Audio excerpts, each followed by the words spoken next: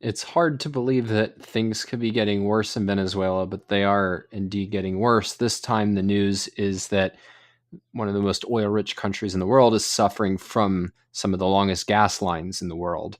And right now, in certain parts of the country, drivers have been waiting up to 24 hours in lines to fuel up. And this has gone on for days where some people have not even been able to make it to work, or, they've been trying, waiting for the lines to die down for 4 days. And this is attributed right now to the combination of U.S. sanctions and then decaying refineries in Venezuela. And so they don't have the cash to import key ingredients they need to keep up production. And in particular, they need stuff that dilutes the really thick oil that they have so it can run through the pipelines to refineries. And as a result of not having this now, their state-run oil company is operating at somewhere around 10 to 15% of its capacity. And I think, like, at the highest level, I think this makes your point, or goes to your point, Alex, that nature doesn't give us usable resources, that we have to take the raw materials from nature, make them usable. And one of the things we're seeing in Venezuela is that policy is crucial. It makes a life and death difference to whether we are able to transform raw materials into usable resources. And the thing that's most striking to me is just how little people are asking, like, how did this happen? What policy lessons can we draw from how a once wealthy country, with every reason to think that it can become even more wealthy, has now disintegrated this much? And basically what you've gotten, instead of really looking at the policy lessons, is you get vague, albeit I'm sympathetic to just claims that, oh, well, it's socialism. And then you get the left saying, well, it's not real socialism. And nobody really taking seriously, like, no, this is a phenomenon that is really important to understand down to its roots so that we can avoid making those same mistakes. Agreed.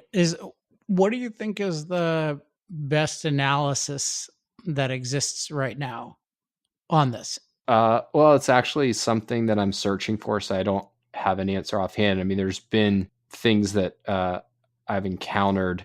Who did it? That Cato had something good a few years ago, the Cato Institute, on really trying to break down the particular policies. But I'll have to get back to you on that, because I don't think, because part of what you have to do is not just lay out the narrative of this happened, this happened, this happened, but all right, can we really attribute it to these policies versus, what are the competing explanations? And I haven't seen anything that I think would give somebody who doesn't already have a view that freedom is crucial to prosperity a compelling case. But hopefully one is out there. Yeah. It's just, I mean, it's happening right now in the world. And it's, particularly when you have a case of a country that, that was in a certain state and then got much, much worse and it's not like there's just some storm that wiped out the whole place. And even if, when a storm wipes out a lot, that says something about the state of the country, because you don't have the storm wiping out the United States or some significant part of the United States. I mean, in general, there's just almost no serious interest in the phenomenon of poverty in the world. But then particularly when you go from prosperity to poverty, that's something we should pay acute attention to. And one of the reasons we don't is because it has lessons that are counter to the recommendations of today's establishment.